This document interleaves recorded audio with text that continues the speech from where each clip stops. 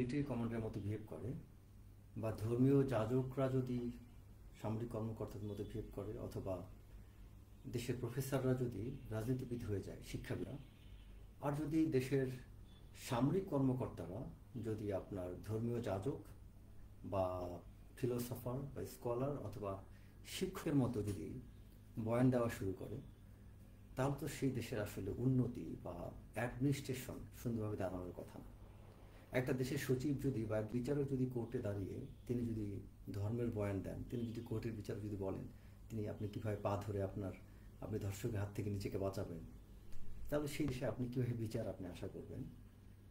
সেই যে দেশে আপনার কোনো মিলিটারি কমান্ডার যখন ধর্মের বয়ান দিবে, তখন তো আপনি সেখানে আপনি মিলিটারি অ্যাডমিনিস্ট্রেশনটা আপনি পাবেন না। তো আমি আসলে যে বিষয়টা বলতে যাচ্ছি সেটা হচ্ছে যে আমাদের দেশে রিসেন্টলি নাসিরুদ্দিন পাটোয়ারিকে নিয়ে অনেক কথা হচ্ছে, এবং তারপরে তার কিছুদিন আগে নাসিরুদ্দিন পাটোয়ারি তিনি সেনা অফিসারের ঘিলু আইকিউ নিয়ে কথা বলেছেন। আর হাদি বলেছেন যে সেনাবাহিনী যদি সাহস থাকে, তারা যদি কু করে দেখাক, তাহলে প্রতিটা ইট খুলে নিয়ে আসা হবে। এটা আলোকে কথা বলে অ্যাকচুয়ালি আমি খুব জ্বরে আক্রান্ত, অসুস্থ, কিন্তু বিষয়টা নিয়ে কথা না বলে পারছি না। এবং বিশেষ করে আমাকে অনেকেই ইদানিং অ্যাডভাইস করেন কিছু বিষয়ে কথা না বলার জন্য, আবার অনেকে অনুরোধ করেন যাতে কথা বলি, বিশেষ করে যারা কথা পছন্দ করেন, শুনতে চান।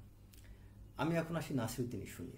এই যে দেখেন, এনসিবির একটা ছেলে নাসিরুদ্দিন পাটোয়ারি, তিনি কি যাচ্ছে তাই বক্তব্য দিলেন। যেই ছেলেটার সম্পর্কে আমি তথ্য পেলাম 2015 সালে সে আইসিসবি পরীক্ষা দিয়ে রিজেক্টেড হয়েছেন, আইকিউ টেস্টে নাকি ফেল করেছেন। তো এখন সেই নাকি যেই সেনা কর্মকর্তারা বিভিন্ন পরীক্ষা, প্রতিযোগিতামূলক পরীক্ষা, আইকিউ টেস্ট দিয়ে যারা সেনাবাহিনীর অফিসার হয়েছে, ট্রেনিং সম্পন্ন করেছেন, তাদের ঘিলু নিয়ে কথা বলছেন কে? যারা আইকিউতে যিনি কোনো পাশ করেন নাই। এবং তারপরে তিনি সেনা অফিসারদের তিনি স্টেট ডেফিনেশন জানেন না। নাসিরুদ্দিন পাটোয়ারি খুব ভাগ্য ভালো, তিনি যদি আমার সামনে এখন কোনো মানে তাকে যদি আমি ধরে জিজ্ঞেস করতে পারতাম, একদম ফিজিক্যালি যদি সামনাসামনি থাকতো, ইনস্ট্যান্টলি আমি জিজ্ঞেস করতে পারতাম যে নাসিরুদ্দিন পাটোয়ারি, তুমি কি জানো যে স্টেটের ডেফিনেশন কি? সংবিধানের কয়টা আর্টিকেল আছে? কোন আর্টিকেলে বাংলাদেশের রাজনীতি, বাংলাদেশের সামরিক বাহিনী, বা কোন আর্টিকেলে বাংলাদেশের সার্বভৌমত্ব নিয়ে কথা বলা হয়েছে? তুমি বলতে পারবা না। তো তুমি কিভাবে এতটা লাফালাফি করো? আর তারপরে সেই নাসিরুদ্দিনের জবাবে আমাদের সেনা প্রধান তিনি যে বক্তব্যটা দিলেন, আমার কাছে সত্যি কথা ভালো লাগেনি। আমি সেনাপ্রধানকে খুব সম্মান করি, with due respect to him. সেনাপ্রধান যে কথাটা বলেছেন যে আমি ওয়াকার স্যারকেই আমি উদ্দেশ্য করে বলি, স্যার আপনি যে কথা বললেন যে নাসিরুদ্দিন পাটোয়ারির এটার জবাবে যে আমাদের ধৈর্য ধরতে হবে, তারা বয়স কম, তাদের যখন বড় হবে তারা তখন লজ্জিত হবে। আমার কথা স্যার, তারা যদি এত ছোট হয়ে থাকে, তাহলে তাদেরকে আপনি উপদেষ্টা বানিয়ে উপদেষ্টা চেয়ারে বসে তাদেরকে আপনাদের লেভেলের কর্মকর্তারা সার করে কেন? তারা বিয়ে শাদী করছে, বাচ্চা কাচ্চা অনেকের হয়ে গিয়েছে। আপনার সেনাবাহিনীতে স্যার অনেক লেফটেন্যান্ট ক্যাপ্টেন আছে, তারা তাদের চেয়ে বয়স কম। তাদের কথা কি স্যার আপনি একটু ভাবতে পারলেন না?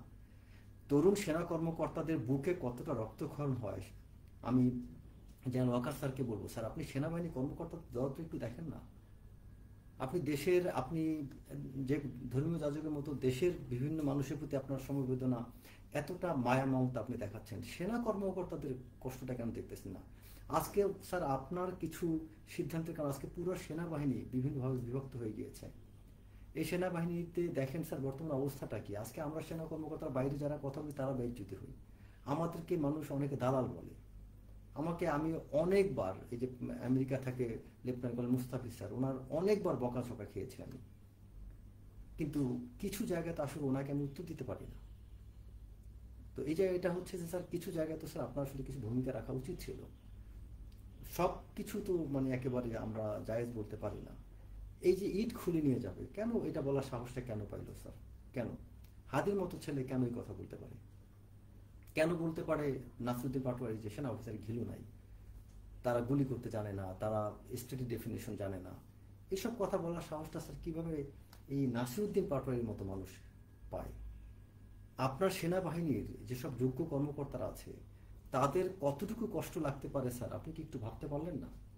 একটু স্যার আপনার মধ্যে এই ভাবনাটা আসে না মানে আপনি স্যার জোর করে সেনা কর্মকর্তাদেরকে যে হেদায়েতটা দিতে চাচ্ছেন স্যার, স্যার আমি আপনাকে বলছি জ্ঞানকার স্যার, আমি আজকে পর্যন্ত কমপক্ষে আপনার অফিসাররা যারা বিভিন্ন জায়গায় ফিল্ড লেভেলে আছে, কমপক্ষে 30 থেকে 40টা অফিসারের কিছু ভিডিও লিঙ্ক টিঙ্ক পাঠাইছি দেখলাম, এবং তারা কি মিন করতে চেয়েছে যে আপনি যে বক্তব্যটা দিয়েছেন এটার কাউন্টার করে, যে নাসিরুদ্দিন পাটোয়ারি এই বয়সের কথাটা কেন, এই পার্থক্যটা আপনি এই এই আপনি অজুহাতটা দেখালেন। এখানে যাচ্ছে তাই আচরণ করা হচ্ছে। কোনোদিন সেনা কর্মকর্তাদের নিয়ে সেনাবাহিনী এতটা বাজে কথা বলেনি স্যার। তত্ত্বাবধায়ক গভর্নমেন্ট আমলে তখন কিন্তু সেনা কর্মকর্তাদের নিয়ে এত কথা, বাজে কথা কেউ বলেন, এত ছড়াছড়ি হয়নি। কিন্তু এখন কেন স্যার? কিছু তো একটা আছে স্যার, কিছু তো গলদ আছে। সারাক্ষণ আমরা খালি আপনাকে যারা স্যার ডিফেন্ড করে যারা কথা বলে, ডিফেন্ড করে কথা বললে সে ভালো অফিসার স্যার, এটা ভাইবেন না। আপনার পক্ষে আমি কথা বললেই যে আমি ভালো অফিসার হয়ে গেলাম, এটা হতে পারে না স্যার। কিছু জিনিস আপনার বিপক্ষের কথা আপনাকে আমলে নিতে হবে, এবং বিশেষ করে এই সেনাবাহিনীর সম্মানটা আজকে অনেক হয়ে গেছে স্যার। আজকে একটা অফিসার লেডি যার সাথে একটা মেজর মুরাদ ইস্যু নিয়ে যে ঘটনা ঘটছে, তৎক্ষণাৎ কেন অ্যাকশন নেওয়া হয়নি স্যার? তৎক্ষণাৎ অ্যাকশনটা নেওয়া যেত, নেওয়া। এবং এই বিষয়গুলো নিয়ে আজকে আমার কথা হচ্ছে, একজন ব্রিগেডিয়ার কেন তার বাসায় যাবে? দরকার কি? আমাদের যেখানে সেনাবাহিনীর ম্যানার্স হচ্ছে যে আমরা দুপুরবেলা একটা অফিসার বাসায় না থাকলে আমরা ফোন কল পর্যন্ত করি না। অফিস টাইমের পরে আমাদের অফিসারের বাসায় ফোন করার কথা, কারণ এটাই কাটিস, এটাই ম্যানার। সেখানে একটা অফিসার না বলে একজনের বাসায় কেন যাবে? আমরা অনন্য ঘটনা বাদ দিলাম, একজন তাকে মিথ্যা অভিযোগ যাই করুক, কিন্তু এই বিষয়গুলো তো স্যার আজকে কোথায়? একজন সেনা আপনার মতো জেনারেল, তিনিও তো মনে হয় স্যার একজন জুনিয়র লেফটেন্যান্ট ওয়াইফ না বসার মতো মনে হয় বসেন না। এটা আমাদের সম্মান, রেসপেক্ট, আমাদের আর্মির একটা ঐতিহ্য যে একজন জুনিয়র অফিসার ওয়াইফ যদি না বসে, একজন সিনিয়র একজন জেনারেলও দাঁড়ায় থাকে। আমরা অফিসার লেডিকে এতটা রেসপেক্ট দিই, সেখানে আজকে মানুষ আমাদের অফিসার্স লেডি, আমাদের সামরিক বাহিনী নীতি নৈতিকতা নিয়ে, পারিবারিক জীবন নিয়ে মানুষ খুল্লা কথা বলতেছে স্যার। কেন স্যার এই বলার সুযোগটা আমরা কেন দিচ্ছি? শেখ হাসিনার আমলে মুহূর্তের মধ্যে একটা অফিসারকে ডিসমিস করে দিয়েছে, হঠাৎ করে ঘুম থেকে উঠে। আমি নিজে স্যার চিঠি পেয়েছি, your service is no more require. ঘুম থেকে উঠে পরের দিন রিটায়ারমেন্ট। আগের দিন এক্সারসাইজ থেকে আসছি, আমি রংপুরে এক্সারসাইজ থেকে আসছি, স্বাভাবিকভাবে ইউনিটে কাজ করতেছিলাম। হঠাৎ করে পরের দিন সকালবেলা অফিসে যেয়ে দেখি আমার চিঠি চলে আসছে, প্রিমেচুয়ার রিটায়ারমেন্ট। কেন স্যার তখন এত দ্রুত অ্যাকশন নিতে পারলো? এখন সেনাবাহিনী কেন? মানে আমারটা তো স্যার তাও আমি বলবো যে যথেষ্ট রিয়াকশন টাইম ছিল, কিন্তু আমি অনেক অফিসার আছে যারা হঠাৎ করে সাডেনলি, মানে সে কিছুই যায় না। আমি তো তাও অ্যাটলিস্ট আমার বিভিন্ন ট্রাভেল, অনেক ঝামেলা ফেস করেছি, আমি আন্দাজ করতেছিলাম কিছু একটা হবে, বাট অনেক অফিসার আছে তারা আন্দাজ করার সুযোগ পায়নি। তাদের ক্ষেত্রে তো সিদ্ধান্ত খুব দ্রুত হয়েছিল। তা এখন কেন অনেক কিছু হার্ডলাইন অ্যাকশন নিতে পারছেন না স্যার? এটা তো নেওয়া উচিত। এই নাসিরুদ্দিন পাটোয়ারির মতো যারা ইতর প্রকৃতির, এদের বিরুদ্ধে কেন আপনি অ্যাকশন নিতে পারছেন না স্যার? নাসিরুদ্দিন পাটোয়ারিকে ধরলে কি হবে? সে আইন লঙ্ঘন করেন নাই। তিনি যেসব কথা বলছেন এগুলো সেনাবাহিনী নিয়ে, একটা দেশের সার্বভৌমত্বের প্রতীক হচ্ছে সেনাবাহিনী। সেই সেনাবাহিনীকে নিয়ে নাসিরুদ্দিন পাটোয়ারি যে কথাগুলো বলছে, সোশ্যাল মিডিয়া থেকে শুরু করে সব জায়গায় এটা নিয়ে প্রতিবাদ করা হচ্ছে, সর্বস্তরে। সেই নাসিরুদ্দিন পাটোয়ারির বিরুদ্ধে কোনো অ্যাকশন নেওয়া হলো না। আমরা এখানে ধর্মীয় যাজকের মতো বক্তব্য দেবো স্যার? এটা কি সেনা অফিসারের কাজ? আমাদের কাজ? আমরা দরকার যে অ্যাকশন নিতে না পারে আমাদের মাঠে থাকা দরকার নাই। আপনি যদি নাসিরুদ্দিন পাটোয়ারিকে অ্যারেস্ট করতে না পারেন, আপনি যদি হাদির মতো ছেলেকে অ্যারেস্ট করতে না পারেন, আপনার দরকার নাই মাঠে সেনাবাহিনী রাখার। কি করতে সেনাবাহিনী মাঠে থাকবে? আপনার আজকেও দেখলাম 49 জন, 50 জন, 47 জনের মতো আপনার সিভিল অ্যাডমিনিস্ট্রেশনের কর্মকর্তা, রিটায়ার্ড অফিসার স্যার তাদের বেনিফিট প্রমোশন পাচ্ছেন। আমাদের আর্মিতে একটা অফিসার প্রমোশন দিতে পারছেন স্যার?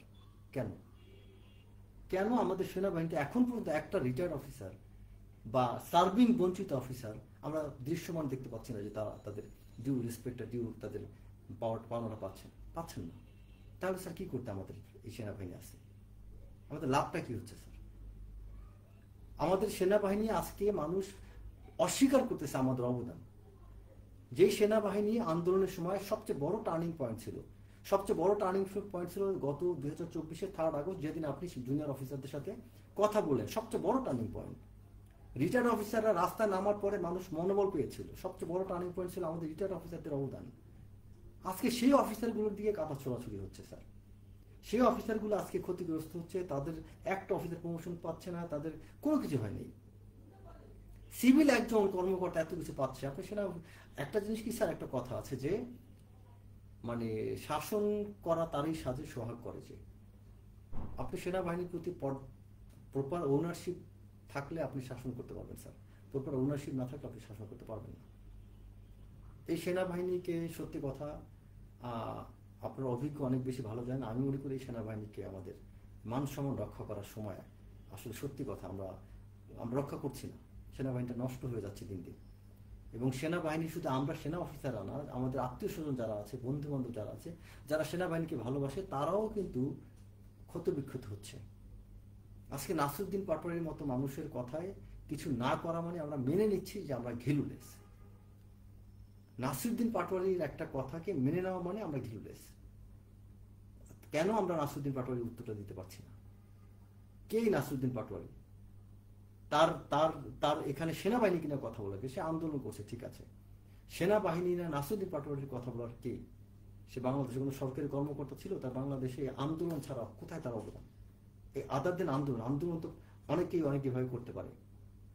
মুক্তিযুদ্ধ আন্দোলন হয়েছে, 90 গণঅভ্যুত্থান হয়েছে, 69 গণঅভ্যুত্থান হয়েছে। 90 গণঅভ্যুত্থানের পরে কোনো ছাত্র তো আসে নাই বাংলাদেশ চালাইতে।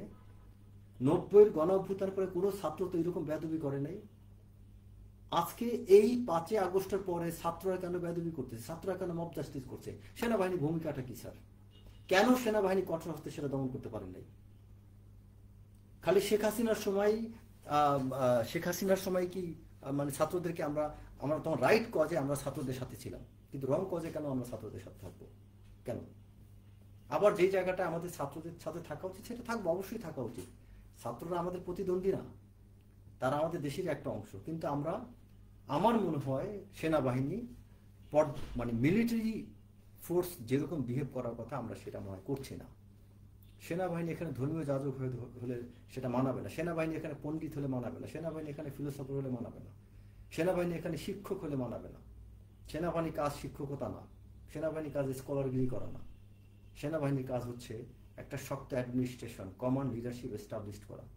একটা দেশ ক্রান্তি লগ্নে আমরা তো যুদ্ধ করি না, আমাদের প্রতিবেশী দেশ ভারতের সাথে যুদ্ধ করে আমরা পারবো না।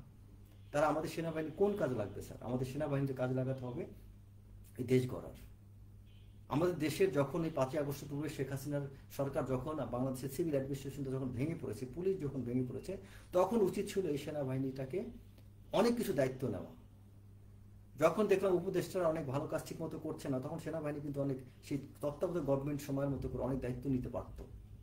উপদেষ্টারা যখন উল্টাপাল্টা ভাবে চলে মানে আরাম আয়েসে ব্যস্ত হয়ে গিয়েছিলেন, তখন সেনাবাহিনীর তাদের দোষ চাপিয়ে দিলে হয় না, কারণ সেনাবাহিনী ওই মুহূর্তে অ্যাক্টিভ রোলে। সেনাবাহিনীর ওখানে অনেক কিছু করণীয় ছিল, সেনাবাহিনীকে দায় ছাড়া হতে পারে না। ওই মুহূর্তে যদি সেনাবাহিনী চিফ অ্যাডভাইজারকে যদি কিছু বিষয়ে কথা বলতেন কড়া ভাষায়, তিনি, আমি মনে করি তাকে শুনতে হতো, কারণ এই সেনাবাহিনী দেশটাকে উদ্ধার করছে। ছাত্ররা তারা উপলক্ষ মাত্র, কারণ ওই মুহূর্তে মেইন পিভটিং রোলটা প্লে করছে সেনাবাহিনী, এবং সমস্ত দুনিয়ার মানুষ প্রশংসা করছে। আমেরিকা থেকে আজকে যে ইলিয়াস গালিগালাজ করে, সেই ইলিয়াসও প্রশংসা করছে, কর্নেল মুস্তাফিজ সেও প্রশংসা করছে, পিনাকি বলেন, সবাই প্রশংসা করছে। সেই মানুষগুলো বুঝলাম তারা বাড়াবাড়ি করছে, পিনাকি হয়তো বাড়াবাড়ি করছেন, ইলিয়াস বাড়াবাড়ি করছেন, অনেকে করছেন, কিন্তু এই মানুষগুলোর সব কথাই কি মিথ্যা? সব সমালোচনাই কি মিথ্যা? এটা তোমরা ডিনাই করতে পারবো না। আমাদের এই জায়গাগুলোতে আসলে একটা বিষয় কি, যে আমি কিছু বিষয় কেউ আমাকে নিয়ে বাড়াবাড়ি করলে, আমি সত্য সঠিক থাকলে আমি কাউন্টার করতে পারবো। আমি যখন গণহারে একটা না আমি ভুল করতে থাকবো, আমার কাউন্টার করার সুযোগ নাই। আজকে দেশটা কি একটা অনিশ্চয়তার দিকে, নির্বাচন হবে কি হবে না কেউ জানে না। দেশ মনে হয় কখনো মনে হয় জামাত চালাচ্ছে, কখনো মনে হয় এনসিপি চালাচ্ছে, কখনো মনে হয় উপদেষ্টারা চালাচ্ছে, কখনো মনে হয় চিফ অ্যাডভাইজার চালাচ্ছে, কখনো মনে হয় কোনো বিদেশি কোনো একটা দেশ আমাদের রাষ্ট্রকে চালাচ্ছে। এভাবে কি একটা দেশ চলে? একটা রেভলিউশন, বৈপ্লবিক পরিবর্তনের পর সরকার কি এরকম হয়? শ্রীলঙ্কার দিকে তাকান, শ্রীলঙ্কাতে বিপ্লব হয়েছে, শ্রীলঙ্কার ব্যাংকিং সেক্টর থেকে শুরু করে তাদের সব জায়গায় এখন ঠিক হয়ে গেছে। আমাদের কি অবস্থা? আমরা কিন্তু আমরা বিপ্লব করেছি না তামাশা করছি? আমার তো মনে হয় বিপ্লব হয়নি, এটা এটা একটা তামাশা হয়েছে। এই তামাশার পরে বাংলাদেশ এখন লুটে পুটে খাচ্ছে মানুষ যে যার মতো করে। কোথাও কোনো সিস্টেম নেই। ফিজিক্যাল মব জাস্টিস হচ্ছে, এখন সোশ্যাল মিডিয়া মব জাস্টিস হচ্ছে। সোশ্যাল মিডিয়াতে এখন ইজ্জত হরণ হচ্ছে, ওর বিরুদ্ধে পরিবার থেকে শুরু করে মাকে পর্যন্ত মানুষ টানাটানি করে নিয়ে আসতেছে। মানুষের মাকে সোশ্যাল মিডিয়াতে টেনে নিয়ে আসতেছে। আমাদের অবক্ষয় কোন পর্যায়ে গেছে চিন্তা করা যায় যে একটা মানুষের মা বাবাকে বলতে সোশ্যাল মিডিয়াতে একজন মাকে, আমাদের প্রত্যেকেরই মা আছে, আমাদের একটা মানুষের মাকে সোশ্যাল মিডিয়াতে টেনে আনতে পারি না। তার চরিত্র, একটা মানুষের পরিবার, কত কিছু আমরা টেনে নিয়ে আসতেছি। এটিকে একটা রাষ্ট্র মেরামতের কাজ। রাষ্ট্র মেরামত করতে গেলে মানুষ এগুলা করে। আজকে সোশ্যাল মিডিয়া জাস্টিস শুরু হয়ে গিয়েছে। সোশ্যাল মিডিয়াতে একটা পোস্ট দিচ্ছে, সেই পোস্টের উপর আমরা অ্যাকশন নিচ্ছি। কেন নিচ্ছি? কারণ আমি তো নৈতিকভাবে দুর্বল, আমি কাজ করতেছি না, তাই ওই পোস্ট দেখে আমি প্রভাবিত হচ্ছি। আর আমি যদি ঠিক মতো কাজ করতাম তাহলে ওই সোশ্যাল মিডিয়া আমাকে কিছুই করতে পারতো না। কিছু কিছু মানুষ খেয়াল করে দেবেন সোশ্যাল মিডিয়া পরোয়া করছেন না, কারণ তারা কাজ করতেছেন। কিছু কিছু প্রতিষ্ঠান আছে তারা সোশ্যাল মিডিয়াকে পরোয়াই করেন না, কারণ তারা কাজ করে যাচ্ছেন, তাই তারা সোশ্যাল মিডিয়াকে দিকে তাকাচ্ছেনই না। আবার কিছু মানুষ আছে সোশ্যাল মিডিয়ার উপর নির্ভরশীল, কারণ কি তিনি আকাম করতেছেন যে সোশ্যাল মিডিয়ার কথা তার গায়ে লাগতেছে। আজকে যেই মানুষগুলো আমরা একসাথে আন্দোলন করছি সেই মানুষগুলো বিভক্ত হয়ে গিয়েছে। কেন আমাদের মধ্যে এত বিভক্তি? বিপ্লব হওয়ার পর তো আমাদের ঐক্য হওয়ার কথা, আমরা কেন বিভক্ত হলাম? তাহলে এই বিপ্লব কেন হইল? এবং খুব দুঃখজনক, এই দেশের এই বর্তমান পরিস্থিতির জন্য রাষ্ট্র ব্যবস্থার সর্বোচ্চ পর্যায়ে যারা তারা প্রত্যেকেই দায়ী থাকবে। এরা প্রত্যেকেই। ডক্টর মোহাম্মদ ইউনূস তার ঠিক মতো কমান নাই।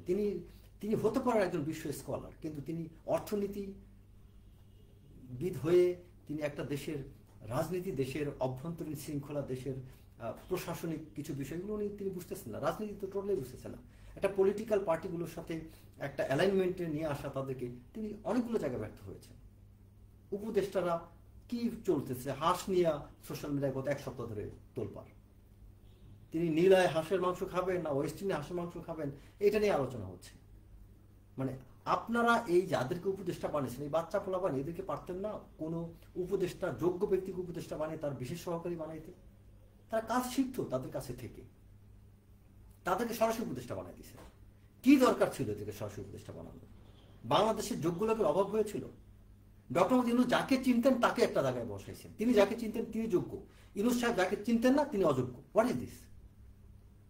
এই যে বিনিয়োগ করে চেয়ারম্যান বানিয়েছেন আশিককে, কি যোগ্যতা? মানে তার চেয়ে যোগ্য লোক বাংলাদেশ ছিল না? আশিকের চেয়ে যোগ্য লোক কি বাংলাদেশ ছিল? কর্পোরেট সেক্টরে কত লোক আছে। একজন অ্যাসিস্ট্যান্ট ডাইরেক্টর ছিল একটা ব্যাংকের, তাকে আপনি বিনিয়োগ করে চেয়ারম্যান বানাই দিচ্ছেন। একটা ব্যাংকের অ্যাসিস্ট্যান্ট ডাইরেক্টর কোন ঘোড়ার আন্ডা বুঝে সে? বিনিয়োগের বৈদেশিক বিনিয়োগ কি আনবেন? প্রেজেন্টেশন। আপনার মাল্টিনেশনাল কোম্পানিতে আমরা যারা চাকরি করি আমাদের প্রেজেন্টেশন দেখছেন আপনারা? একটা ঘোড়ার আন্ডা প্রেজেন্টেশন থেকে একদম মানে ইনভিগল হয়ে গেছেন। ওটা কোন প্রেজেন্টেশন নাকি? প্রেজেন্টেশন দেখতে চান ব্রিটিশ আমেরিকা টোবাকোতে অনেক যে ব্যাটল অফ মাইন্ড কম্পিটিশন হয় ব্রিটিশ আমেরিকা টোবাকোতে, ওই ব্যাটল অফ মাইন্ডের কিছু স্টুডেন্ট আছে তাদের প্রেজেন্টেশন দেখেন, বাচ্চা বলাবার এর চেয়ে ভালো প্রেজেন্টেশন দিতে পারবে। কি ভাবা? কারণ একটা কথা আছে না যে সারা জীবন ভর খেয়েছেন ময়লা আবর্জনা, হঠাৎ করে রুটি দেখে তো আমির তো মনেই হবে। জিন্দেগিতে তো পড়াশোনা শিক্ষা দীক্ষা আপনাদের অনেকে ছিল না, যে কারণে ওই আশিকের প্রেজেন্টেশন দেখে মনে করছেন বিরাট কি একটা কি করতেছে, ও মাই গড। তারপর একটু কিছু, আর ইংরেজিতে আমরা যেটা অ্যাকসেন্ট ডিফারেন্ট হয় তার তো কথাই নাই, ইংরেজি অ্যাকসেন্ট শুনলেই তো হয়ে যায়। কত জঘন্য একটা জিনিস হচ্ছে আমাদের দেশে। তারপরে আইটি সেক্টরে কি একজন যে বিশেষ সহকারী বানায় বসছেন, একটা টেলিকমে চাকরি করছেন, মনে হচ্ছে যোগ্য লোক বাংলাদেশ ছিল না। এই গ্রামীণ ফোনে খুঁজে না দেখেন হাজার হাজার লোক, শত শত লোক আছে যোগ্য। তারপর উনি কি করছেন, একজন স্বাস্থ্যমন্ত্রী বানাইছেন। এই ঘুমায় না ঝিমায় না কি করে কিছুই বোঝা যায় না, সে জীবিত মৃত নাকি তাও মানুষ বুঝতে পারে না। তাকে কেন বানাইছেন? গ্রামীণ ব্যাংকে ছিল বা কোনো একটা জায়গায় পরিচিত ডক্টর মোহাম্মদ ইউনূস তাকে ধরে নেই স্বাস্থ্যমন্ত্রী বানাই দিয়েছেন, স্বাস্থ্য উপদেষ্টা। ফাইজামি নাকি একটা জাতির সাথে? একটা রেভলিউশনের পরে এগুলো হওয়ার কথা? একটা বিপ্লবের পথে কি এইসব পরে কি এইসব মানুষ দেশের উপদেষ্টা দায়িত্ব নেওয়ার কথা? বলেন, একটা বিপ্লবের পরে এটা হওয়ার কথা? আপনারা বলেন। যে জাতি যেমন তারা তেমন নেতা পায়। আমরা জাতি হিসেবে হচ্ছে আমরা অথর্ব জাতি, যে কারণে আমরা এইরকম লোকগুলো আজকে আমাদের নেতৃত্বের জায়গায় পাচ্ছি। একবার চিন্তা করেন কারা কারা উপদেষ্টা বাংলাদেশে প্রত্যেকটা, আমি কাউকে তাদেরকে অযোগ্য বলছি না, এই উপদেষ্টাদের চেয়ে বেটার কি আমাদের লোক ছিল না বাংলাদেশে? বলেন আপনারা কি হচ্ছে এগুলো? এই যে আজকে ছাত্রদেরকে বলছি, এনসিপি নেতাদেরকে বলছি, তোমরা এনসিপি নেতারা বলো আজকে নাসিরউদ্দিন পাটোয়ারি যে কথাগুলো বলে এগুলো কি কোনো কোনো এটা কি মানায় এই কথাগুলো? আমি কোন একজন উপদেষ্টাকে টেক্সট পাঠিয়েছিলাম যে এটা নাসিরউদ্দিন পাটোয়ারি, আমি তার নামটা নেব না, নাসিরউদ্দিন পাটোয়ারি কি বলছে এইসব। দেন তিনি আমাকে একটা রিপ্লাই দিয়েছেন ওই দ্যাট উপদেষ্টা, আমি আপনাদেরকে পড়ে শোনাই। তার নামটা নিচ্ছি না যেহেতু আমার তার পারমিশন নাই। সো তার নামটা আমার মনে হয় উল্লেখ করা ঠিক হবে না। তো আমাকে সেই উপদেশটা লিখছে, he speaks on his own, he usually doesn't listen to others. একজন ছাত্র উপদেষ্টা আমাকে এই কথাটা বললেন যে এই নাসিরুদ্দিন পাটোয়ারি তিনি তার নিজের মতো করে নিজে কথা বলেন এবং তিনি কারো কথা শোনেন না। তো এই বেদবকে তোমরা তাহলে কেন রাখছো? তোমরা কিভাবে অকৃতজ্ঞ হতে পারো ভাই? আমার ছাত্ররা যারা আছো, এনসিপি যারা আছো, তোমরা একটু উপলব্ধি করো সেনাবাহিনীকে কেন প্রতিপক্ষ বানাচ্ছ। সেনাবাহিনীর দোষটা তো আমি একটু আগে আমি নিজেই বললাম, কিন্তু সেনাবাহিনীর দোষ গাইলে কি তোমাদের দোষ মাফ হবে? তোমরা কেন সেনাবাহিনীকে প্রতিপক্ষ বানাচ্ছ? তোমাদের এনসিপি নাসিরুদ্দিন পাটোয়ারি কে, মানে কিভাবে মানে উল্টাপাল্টা কথাগুলো বলতেছে?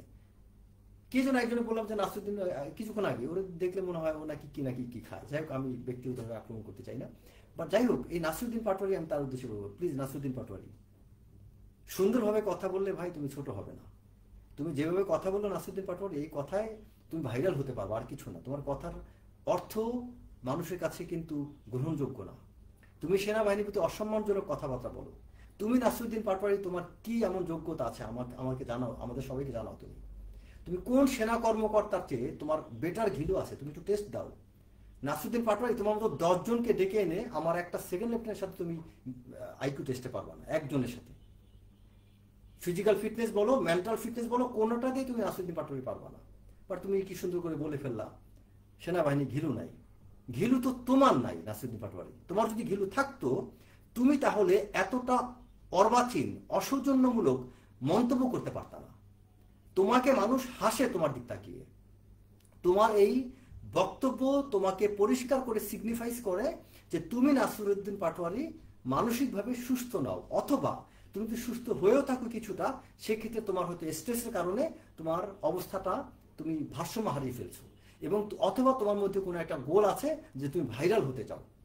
কারণ কিছু মানুষ থাকে, যেমন ধরো যে মানুষের ঘিলু কম থাকে বাট মোটা সোটা একটা শরীর থাকে, সে তখন শরীর দিয়ে কসরত দেখাইতে চায়। মানে তার কথা হচ্ছে যে আমি এখন শরীর দিয়ে মুখ দিয়ে কথাবার্তা বলে আমার অবস্থানটা, আমার অস্তিত্বটাকে জাহির করব। তো তুমি নাসিরুদ্দিন পাটোয়ারি তোমার অস্তিত্ব জাহির করছো, তোমার বিশাল একটা দেহ আছে, এবং তোমার এই দেহটাকে বুঝো তো, বিশাল দেহ শব্দটাকে মানুষ কিন্তু অনেকভাবে বলে, ওই শব্দটা তোমাকে বললাম না। তো তোমার সেই টাইপ এই শরীরটাকে তুমি মানুষকে প্রদর্শন করে তুমি যে ধরনের কথাবার্তা বলো, বোঝা যায় তোমার শরীর ছাড়া দেমাকে কিছু নেই নাসির। তোমার আপার চেম্বার শূন্য।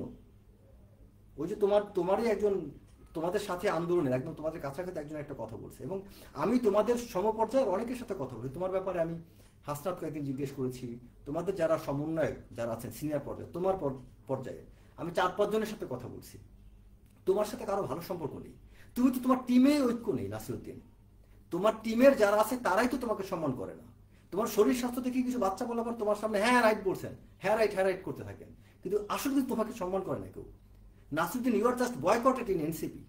এনসিপির সিনিয়র নেতারা কেউ তোমার সাথে নাই বাস্তবে, কজ তোমার শরীর আছে আর বাকি নেতাদের মাথা আছে। সার্জিস ওরাও কথা বলে, সেই কথার মধ্যে কিন্তু একটা খুব সুন্দর বার্তা থাকে। হাসনাতও কথা বলে, হাসনাতের কথার মধ্যে যথেষ্ট বিনয় আছে তোমার চেয়ে, অন্তত তোমার তুলনায়। ও যদি রাগ করে একটা কথা বলে তাও আমি সেটার মধ্যে কিছুটা মানে সেন্স পাই, বাট তোমার কথার মধ্যে কোনো সেন্স নাই, মিনিংলেস, জাস্ট বোগাস কথাবার্তা বলো তুমি। সো এই ভাইরাল হওয়ার ধান্দা তুমি বন্ধ করো নাসিরুদ্দিন পাটোয়ারি। যাই হোক, আমি পরিশেষে বলবো যে এনসিপির সিনিয়র লিডার যারা, তোমরা নাসিরুদ্দিন পাটোয়ারিকে লাইনে আনো। আর সেনাবাহিনীকে বলবো, আমার সেনাপ্রধানকে, স্যার আপনাকে সত্যি ভালোবাসি, সম্মান করি, দয়া করে আপনি সেনাবাহিনীর সম্মানটাকে রক্ষা করুন। সেনাবাহিনীকে কোনো ধর্ম প্রতিষ্ঠান বানায় না। সেনাবাহিনী জায়গায় যেন থাকে। সেনাবাহিনীর মধ্যে সেই রকম জৌলুস না থাকলে সেনাবাহিনীকে কেউ সেনাবাহিনী বলবে না স্যার। সেনাবাহিনী শুড বি লাইক সেনাবাহিনী। কারণ আমরা সেনাবাহিনী কর্মকর্তারা ঘুষ খায় না, সেনাবাহিনী কর্মকর্তারা করাপশন দুর্নীতি করার সুযোগ নাই। যদি 2-4টা এক্সেপশনাল দু একটা হয়ে থাকে সেটা বিচার করেন, জাস্ট কিক দেম আউট। বাকি যারা আছে তাদেরকে নিয়ে ইজ্জতের সাথে থাকেন স্যার। সেনা কর্মকর্তারা যারা সৎ, তাদের অন্তরে রক্তক্ষরণ হয় আপনি যখন কোনো কিছু না করেন।